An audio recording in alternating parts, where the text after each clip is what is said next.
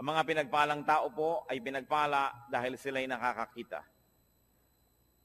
Mahalaga na ang mata ay nakakakita at ang tainga ay nakaririnig. Blessed people are blessed because they see. What they see is almost a secret to the ungodly. At yan po ang tema ng ating pag-aaral ngayon, 3 secrets of blessed people. Ang 3 lihim ng mga taong lubos na napagpapala. Na dapat sana ay hindi lihim, subalit dahil sa kabulagan ng marami, nagmumukha tuloy na lihim. Luke 6:37-38. Ang nagsasalita po dito ay ang Panginoong Jesus. Do not judge, and you will not be judged. Do not condemn, and you will not be condemned. Forgive, and you will be forgiven. Give, and it will be given to you. A good measure, pressed down, shaken together, running over, will be poured into your lap. For with the measure you use, it will be measured to you. Narito po at mahuhukay sa ilang mga pangungusap na ito, ang pinag-uusapan nating 3 lihim ng mga taong tumatanggap ng pagpapala. Sabi ng Panginoon, huwag manghuhusga ng kapwa at nang di kayo husgahan. Magpatawad at nang kayo'y mapatawad din. Magbigay at nang kayo'y mabigyan din. At papaano po ipinakita at ipinaliwanag kung paano daw tayo bibigyan kung tayo mapagbigay? A good measure, pressed down, shaken together, and running over. Siksik, liglig, umaapaw. Ang ibubuhos daw sa kandungan nung bibigyan. Paano po kandungan? Nung araw po, lalo sa Israel, pag bumibili kayo ng trigo o bumibili kayo ng mga kung ano-anong mga grains, mga butil, may mga madadayang tendero, ang galing ng pulso na pag nagsasalin sila ng mga butil na ito dun sa sukatan, kumbaga sa salop, ang galing nilang magpasama ng hangin, kaya tuloy maraming mga hangin sa pagitan ng mga trigo, konti lang pala yung laman, mukhang puno na. At mabilis nila yung isasalin sa yung sisidlan, para huwag mo nang mabigyan ng oras na yung trigo na yun ay bumaba. Kasi pag tumagal, bababa yun eh. Malalaman mong may kulang pala sa sukatan. Yun daw ibibigay ng Panginoon, tama ang sukatan, tapos siniksik pa, inuga-uga, para lalo pang bumaba at madagdagan pa uli pag nagkaroon na naman ng espasyo, at umaapaw. At dahil po nung araw, ang tao, lalaki at babae, mahahaba ang mga damit. Pag may binibili kayong mga trigo, wala naman kayong dalang paper bag, wala naman kayong dalang grocery bag, hahawakan nyo ang laylayan ng mahaba nyong damit hanggang makarating sa may gitna ng inyong hita ang laylayan na yon, at para kayo ngayong may malaking-malaking bulsang hawak, doon ibubuhos yung pagpapala. Kaya sabi, it will be poured into your lap. Napakagandang makita na yung binigyan ay hindi nagreklamo, nung sukatin niya sa bahay ay hindi kulang, kundi sobra-sobra pa. At narito po yung 3 secrets of blessed people. At pwede rin nating sabihin ito na 3 steps to blessedness. Unang-una pong daan tungo sa pagpapala ng Diyos, do not judge. Huwag manghuhusga ng kapwa. Tingnan po natin sa dictionary ang ibig sabihin ng to judge. It is to form an opinion or to pass judgment on someone. So makikita po natin na yung palang lumilikha ka ng yung mga iniisip tungkol sa isang tao, yung sinasabi mo na siya ay ganito, siya ay ganon, hindi mo pa naman lubos na nauunawaan, yan ay isang uri ng judgment. Pag may nagsumbong sa iyo tungkol sa isang tao, hindi mo pa naririnig ang panig ng isinumbong, kampi ka na agad doon sa nagsumbong, isang uri ng judgment. May nabalitaan ka, hindi mo naman nalaman kung anong paliwanag ng kabilang partido, bumuo ka na agad ng pasya kung sino ang tama at mali, sino ang masama at mabuti, isang uri na naman ng judgment. Huwag daw manghuhusga. Matthew 7:1-2, ang Panginoong Jesus, sabi niya, do not judge. This is another echo of what was said. Or you too will be judged. For in the same way you judge others, you will be judged. And with the measure you use, it will be measured to you. What will happen if you judged? Ano pong mangyayari pag tayo naghatol sa kapwa? Malinaw na malinaw ang sinabi. You too will be judged. Pag ikaw ay humatol, hahatulan ka rin, nino, ng tao at ng Diyos. Di po ba't pag may mga sinasabi sa iyong, dapat malinis ang bahay mo, dapat ganitong ginagawa mo, dapat ganyan ka, sasabihin ng iba, bakit ikaw? Kasi ikay humahatol, hahatulan ka rin. Pero, ang mas masakit doon, hahatulan ka ng Diyos. At yun ang mabigat na hatol. At ano naman po ang problema kung hahatulan tayo ng Diyos? Well, you will be found guilty. Tiyak na pagka Diyos ang naghukom sa atin at tayo'y sinukat, tayo'y kulang. Tayo'y tinimbang, siguradong tayo'y kulang. Sapagkat sabi sa Romans 3:23, for all have sinned and fall short of the glory of God. Lahat ay nagkasala at kinapos sa kaluwalhatian ng Diyos. May exempted ba? Exempted ba ang mga taga-Bacolod? Exempted ba ang mga taga-Las Piñas? Hindi. Sabi, lahat ay nagkasala at kinapos. Romans 3:10-12, as it is written, there is no one righteous, not even one. There is no one who understands, no one who seeks God. All have turned away, they have together become worthless. There is no one who does good, not even one. Sa tingin ng langit, walang gumagawa ng tama, lahat ay nagkakamali, panapanahon lang. Kung minsan ay tamang-tama ka ng 2 araw, sa pangatlong araw, nadapa, may mali na. Yun namang iba, hindi na talaga tumabangon sa pagkakadapa, permanente nang nakadapa. Sobra nang nasanay sa pagkakasala. Wala daw nakauunawa. Pero sasabihin natin, di po ba may ginagawa kaming tama? Subalit sabi rin sa Bible, ang pinakamagaganda at pinakamalilinis nating gawa ay para lang basahan kung ito ay hahambing sa kalinisan ng Diyos. Kulang at kulang pa rin. Kaya walang maaring magyabang na sasabihin niyang, ako'y tama, so pwede na ako ngayong manghusga ng iba. Ako'y maayos, so pwede ko na ngayong hatulan ng ibang hindi maayos. Sapagkat maaring maayos kayo ngayon, hawak niyo ba ang bukas? Nakatitiyak ba tayo? Napakarami pong naririnig ko nung araw, mga magulang, kung pintasan yung mga anak na dalaga ng kapitbahay, ng mga tagarong kabilang kalye. Pagkatapos, kung lumaon yung mga sarili nilang anak na dalaga ang mga napapariwara, di wala na sila ngayong masabi, dahil nauna na ang paghatol nila doon sa iba, sabi pa naman, kung anong panukat mo sa iba, ganun ka susukatin. Sobra kang mahigpit sa iba, magiging mahigpit din sa iyon Diyos. Yan ang problema pag tayo po'y humahatol agad. Genesis 6:5, nung nilikha ng Diyos ang tao at kutakot-takot na kasalanan at mga kasamaan ng ginawa ng tao, the Lord saw how great man's wickedness on the earth had become, and that every inclination of the thoughts of his heart was only evil all the time. Nakita ng Panginoon kung gaano naging kasama ang puso ng tao na wala siyang hinahangad, iniisip, kundi ang gumawa ng kasalanan. What will happen if you did not judge others? Well, you will not be judged. Yun ang blessedness. You will not be judged by people. Kasi hindi ka mapagsasabang, bakit ikaw? Bakit ikaw? Kasi wala ka naman binibitawang mga salita na humahamak sa iba at humahatol sa iba, so bakit kasi silipin? Pero ang mahalaga, God will not judge you. Hindi ko po alam kung naranasan nyo na mga kapatid, mga kaibigan, na talagang may ginawa kayong masama, talagang mali, tapos huling-huli kayo at wala na kayo talagang maikakatuwiran at ang kailangan nyo na lang talaga awa ng kapwa. Ang kailangan nyo na lang talaga maunawaan kayo, patawarin kayo. Kung tayo nalagay na sa ganung mga kalagayan, alam natin kung gaano kahina ang posisyon ng isang taong may kasalanan. Kaya ang inaalok ng Panginoon, patawad. Napakataas ng Diyos. At sa kanyang kabutihan, sa ating mga kabiguang siya'y abutin, ay minarapat niyang dumukwang, yumuko at tayo'y abutin. Lumilinis tayo, hindi dahil tayo malinis, kundi dahil tayo'y pinapatawad lamang. Kaya tayo na tumatanggap ng patawad ng Diyos, sino tayo para hindi magpatawad ng iba?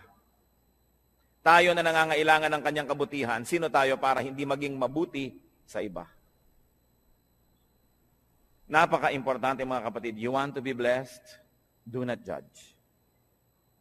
Pero araw-araw, gaano karami ang inyong binibitay? Gaano karami ang ating ipinapasilya elektrika, pinibigyan ng lethal injection? Gaano karami ang sinisira natin ng puri, pinapakulong natin, sinasaktan natin dahil sa ating mga bibig?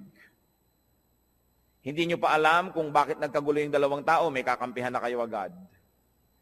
Pag may nakagalit ang inyong anak, ang inyong kapatid, ang kapatid nyo anak at anak, lagi ang mabuti at ang laging masama ibang tao. Wala pa akong nakitang magulang na yung anak niya nag-drugs, napariwara, gumawa ng mga masama, nasasabihin niya, naku, masama ang anak ko. Wala. Laging nahawa sa masasamang kaibigan. Yung mga magulang naman, nung sinasabing masamang kaibigan na yun, yun din ang sinasabi nun, ako yung anak ko na influensya lang nung kabila eh.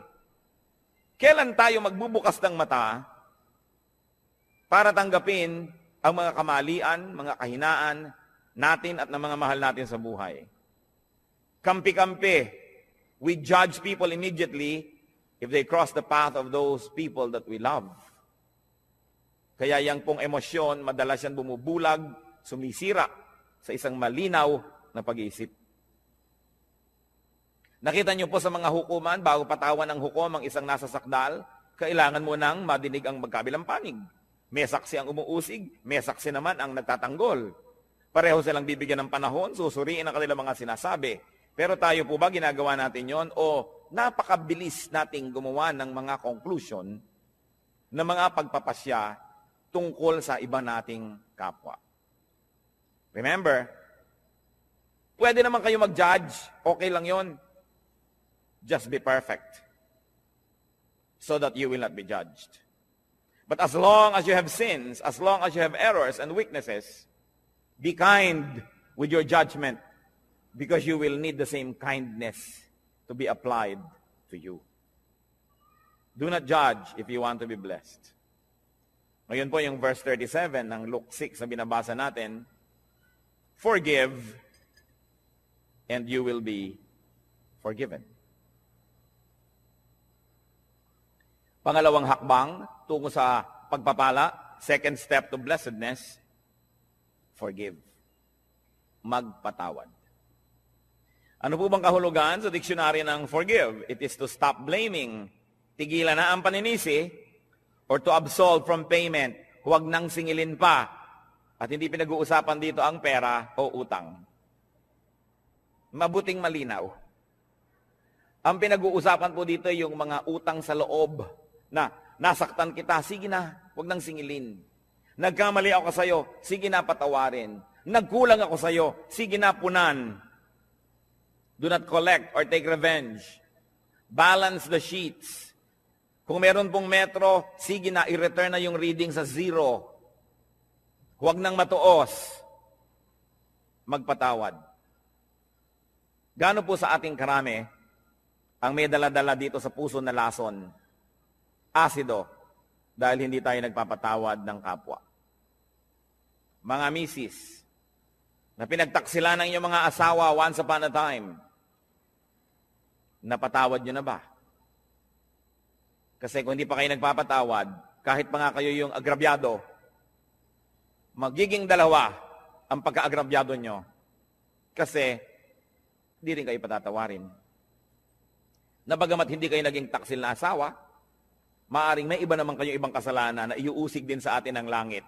Kaya ang nagkataon ay pare-pareho lang tayong makasalanan. Iba-iba lang ang uri, anyo, hugis, kulay ng ating mga pagkakamali. Pero kung tutuusin, lahat din naman tayo ay may mga pagkakamali.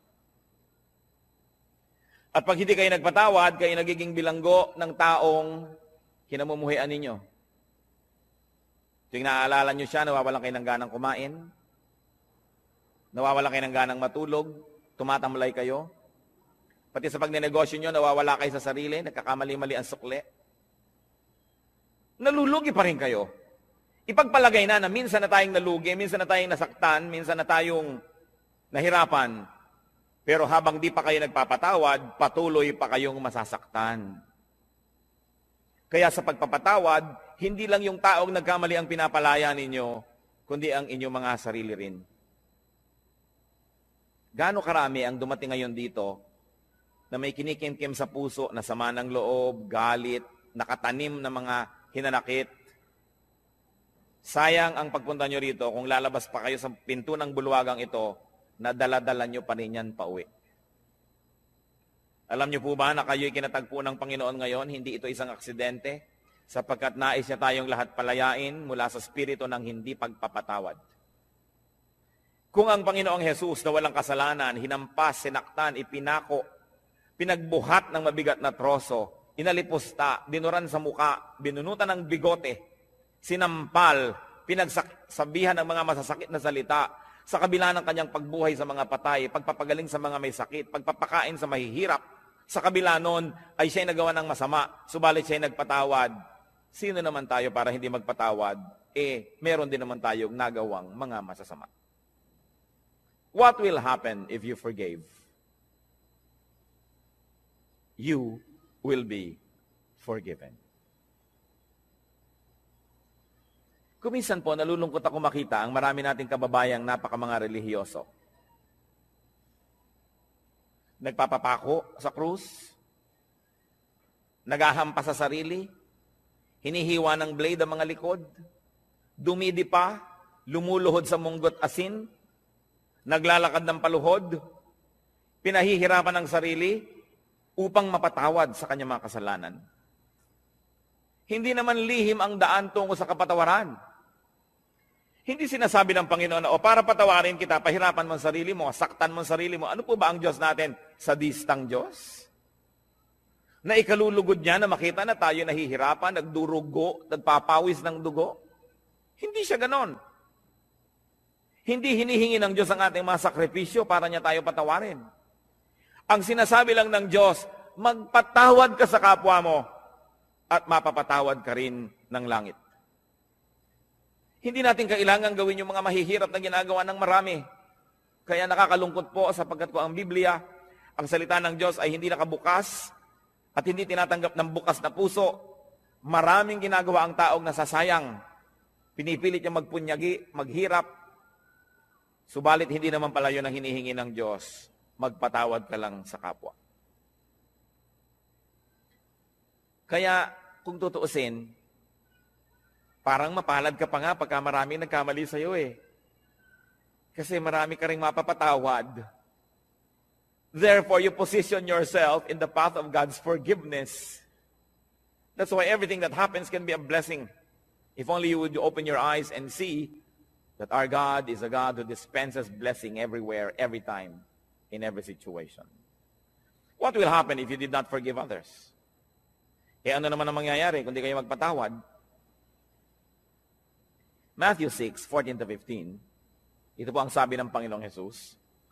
For if you forgive men their sin against you, your heavenly Father will also forgive you. But if you do not forgive men their sins, your Father will not forgive your sins. Yan po yung dasal nating Ama namin. Patawarin mo po kami sa aming mga utang, gaya rin naman ng pagpapatawad namin sa nagkakautang sa amin. Forgive us as we forgive those who trespass against us. Patawarin mo kami, gaya rin naman ng aming pagpapatawad. So ang sinasabi, Lord, kung kami po ay mahilig magbigay ng patawad, edi mahilig din kayong patawarin kami. Kung ayaw po namin magpatawad, huwag nyo rin kaming patawarin. At kung binibigyan po namin ng limitasyon ng aming pagpapatawad, na sinasabi natin, pangatlong beses mo nang ginawa yan, sa susunod, di na kita patatawarin, Lord, ganun din pong gawin niyo sa akin.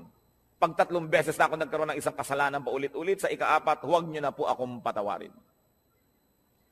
Nauunawa po ba natin ito? Na kung tayo hindi nagpapatawad, tayo rin ang nalulugi. Forgiveness is a bridge. Don't burn the bridge over which you too must pass. Kung minsan sa kahigpitan natin, ayaw nating may makatawid, sinunog natin ang tulay, pero yun pala, kailangan din nating tumawid, pati tayo nadamay, hindi rin nakatulay. Kailangan ang pagpapatawad. Sasabihin ng iba, Pastor, napakahirap naman po yata yung magpatawad. Agree ako sa inyo. Yes, mahirap. Pero di po ba mas mahirap hindi magpatawad? Naaalala mo pa, sumasakit pa yung dibdib. Lumulungkot ka. Tumataas ang iyong blood pressure. Pagka naaalala mo ang mga gumawa sa'yo ng mali. Mahirap magpatawad, pero mahirap ding hindi magpatawad. Hirap din lang at hirap ang gawin nyo na yung sa panig ng Panginoon, yung inuutos niya magpatawad. At yan po ang dalangin ko ngayon, kung tayo merong daladala sa puso, dapat patawarin. Siguro parang pelikula na pumapasok sa screen ng inyong utak ang mga mukha ng mga taong ito. Patawarin nyo na. Alang-alang kay Kristo. At kundi malang alang-alang sa Kanya, mga kapatid, alang-alang sa inyong sarili. Sapagkat malinaw ang sinabi ng Panginoon, ang hindi nagpapatawad ay di rin patatawarin ng Ama sa langit. Kailangan ng isang himala para yan mangyari. Kailangan ng hipo ng Espiritong Banal para tayo magkaroon ng pagpapatawad. At yan po ang hihingi natin sa Diyos ngayon. Isang makapangyarihan na hipo niya. Magkaroon ng himala sa ating puso. Magkaroon tayo ng kakayahang magpatawad, bagamat hindi sana yun ang gusto natin. Kuminsan ay ang gusto natin maghiganti. Subalit hindi yan ang paraan ng Diyos. At ang gumaganti, nagagantihan uli, magagantihan, hindi na matapos ang gantihan. So if you do not forgive, you will not be forgiven by people and by God. You will remain guilty. Therefore, you will be judged. And in the end, you will be condemned. Pangalawa pong hakbang, forgive. Pangatlong hakbang, tungo sa pagpapala, give. Napakalinaw po ng sinabi, give and it will be given to you. Magbigay ka at susuklian ka. Bibigyan ka rin. At ano po, higit sa ibinigay mo, ang ibibigay sa iyo. Kasi, sukat na tama, sisiksikin, liligligin, aalugin, at umaapaw pa ang ibibigay sa atin. Wala tayong kalugihan. So give to people. Give people your 3 T's. 3 letrang T. Time, talent, treasure. Ibigay natin yan sa tao. Lalo sa mga mahal natin sa buhay. Nagtataka naman ako sa mga tao na nag-aaway-away ang magkakapatid dahil sa kaprasong mana. Natitikis ang mga kamag-anak na may sakit, may pagdurusa, samantalang meron naman pwedeng itulong. Sabi, give. What we do to people is counted as done for and given to Christ. Alam niyo po ba na ang pagbibigay sa tao, lalo yung hindi nakakaganti, hindi makakapagbayad, ay inaari ni Kristong sa kanya ibinigay at kung ganon, siya ang magbabayad? Ano po ba ang tunay na pagbibigay? Yung ang binibigyan mo ay walang kakayahang gumante ng mabuti rin. Kasi kung may kakayahan, binigyan mo lang, baka investment lang yan, puhunan, namumuhunan ka lang. Nagbibigay ka ng maganda dahil may kapangyarihan siyang magsukli sa iyo sa panahon na kailangan mo siguro ang tulong niya. Hindi nyo ba napapansin, pagka mayaman ng may birthday, mahal ang mga regalo? Tapos pagkapuha natin, mahirap ang may birthday, kung ano-ano lang ng mga binalot na kalendaryo. Mga tuwalyang may mga sulat na inchik na good morning, na isang laba mo lang, gapak-gapak na. Kasi mahirap ka eh.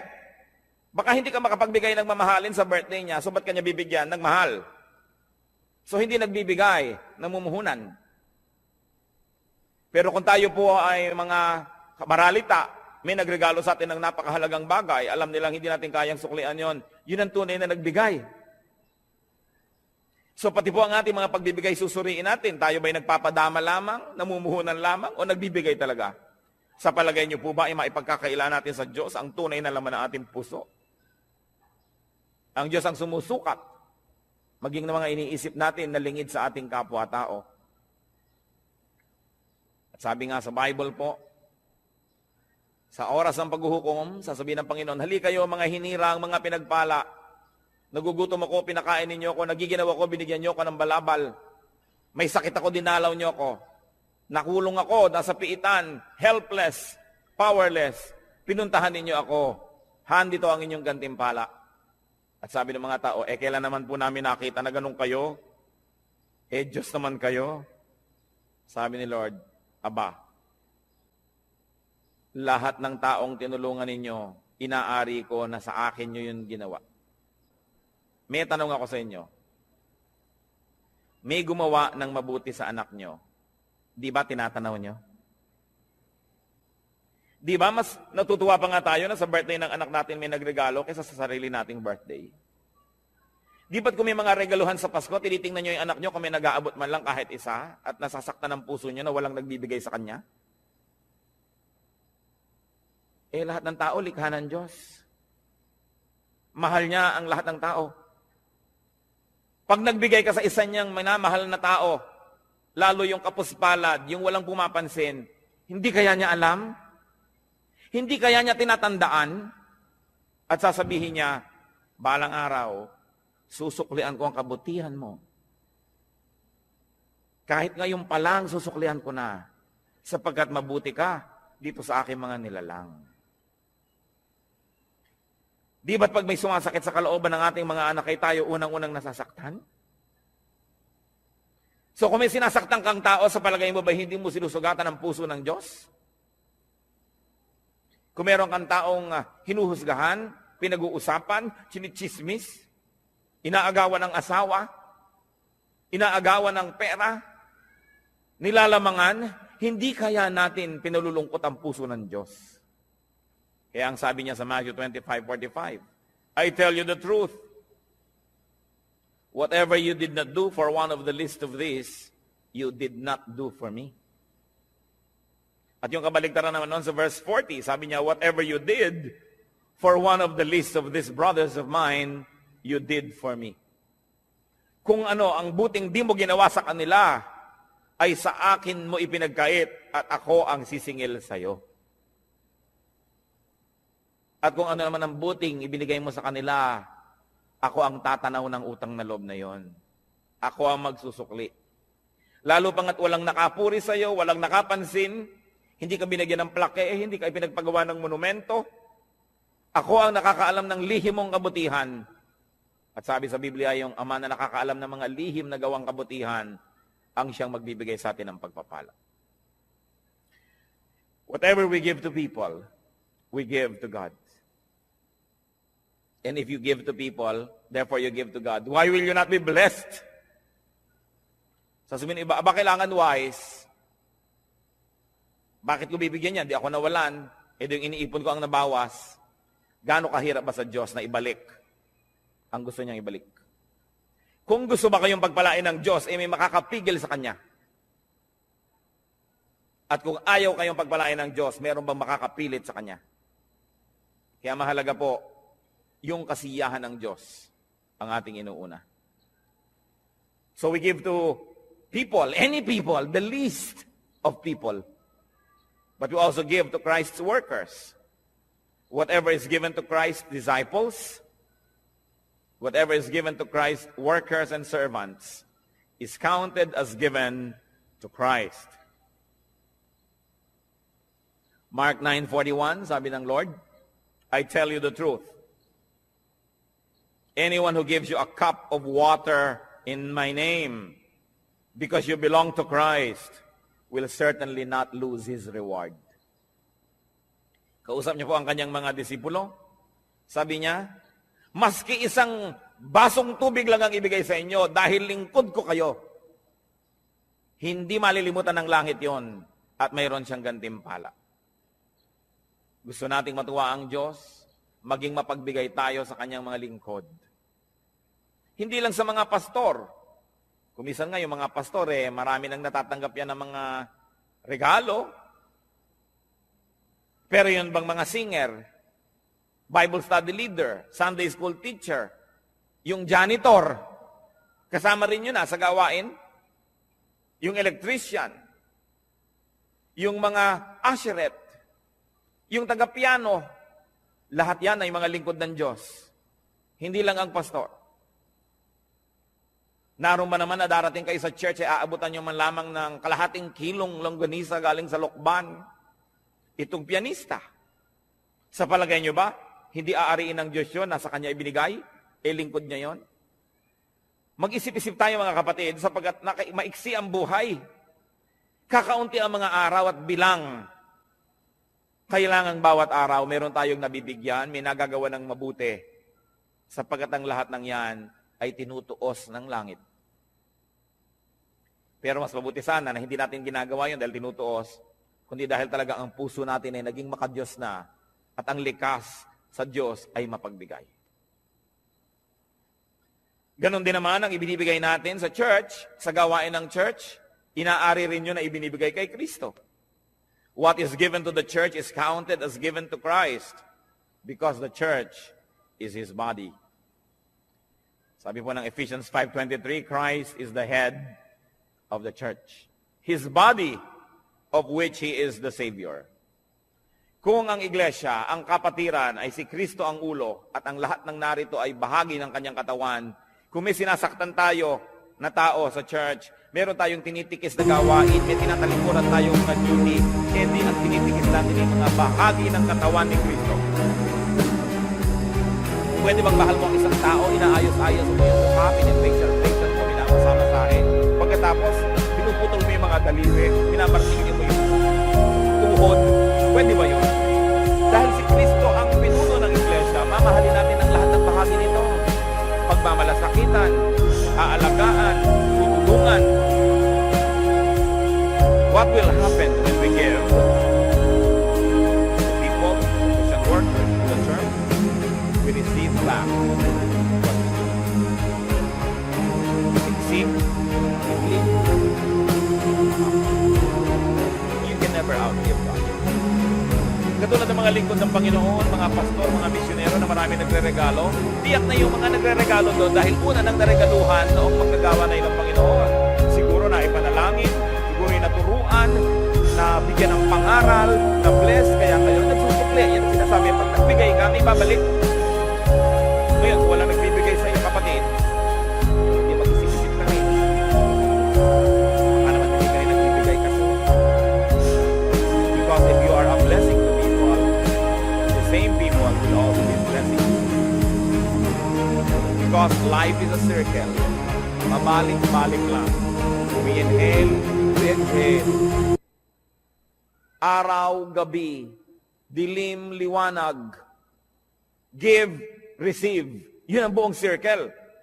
Ngayon, kung kayo lamang i-receive ng receive, one way. Nakita po ninyo ang mga estero dito sa Maynila, mga kanal, bakit mabaho? Bakit ayaw lumakad ng tubig? Kasi barado. Dahil ang mga ilog dito, sa dami ng bara, tanggap lang ng tanggap ng mga dumadating pang tubig, dumadating na kalat, hindi naman ibinibigay, hindi naman lumalakad, tanggap lang ng tanggap, bumabara tuloy. Ano ba ang magandang ilog? Di po ba't yung umaagos? Na narito ako, tatanggap ako, ibibigay ko. Tatanggap ako, ibibigay ko. May agos.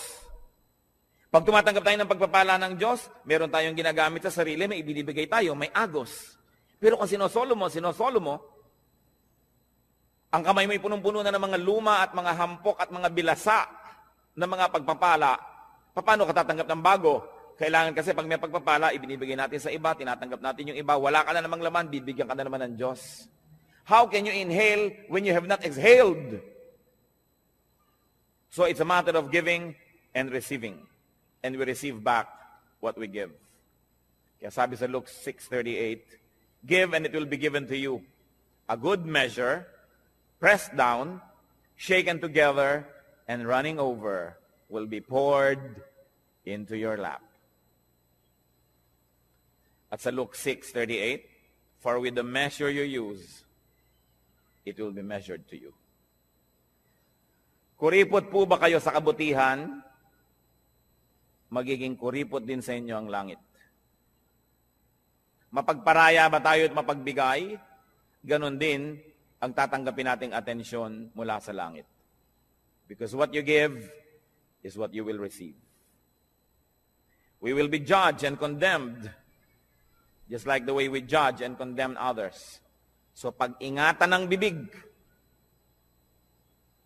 We will be forgiven just like the way we forgive. And we will be given just like the way we give. May tatlong bagay pong kailangan tayong mga tao. Unang-una, kalayaan mula sa judgment, mula sa paghuhukom.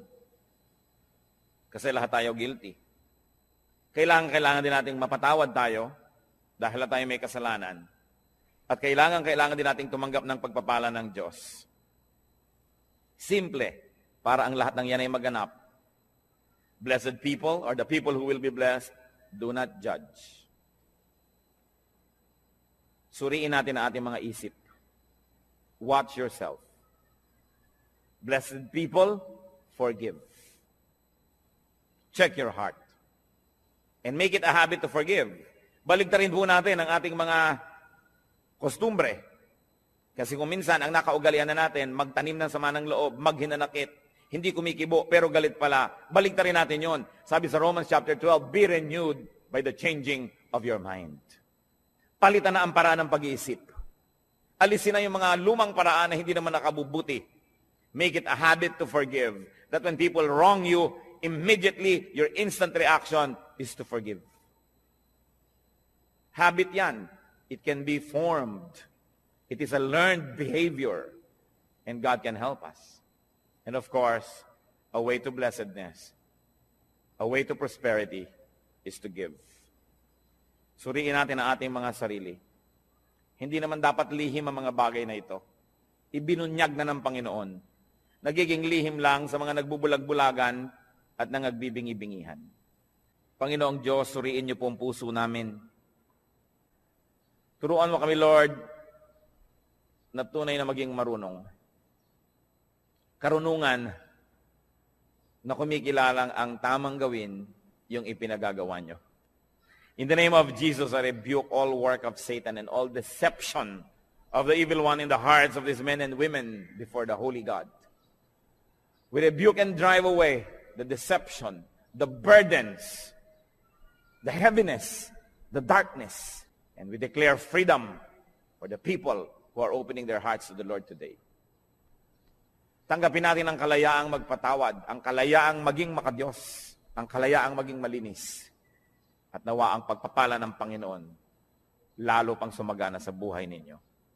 Sa ilang saglit mga kapatid, patuloy tayong yumuko sa katahimikan, makipagniig tayo sa Diyos. Dinggin natin ang tinig ng Espiritu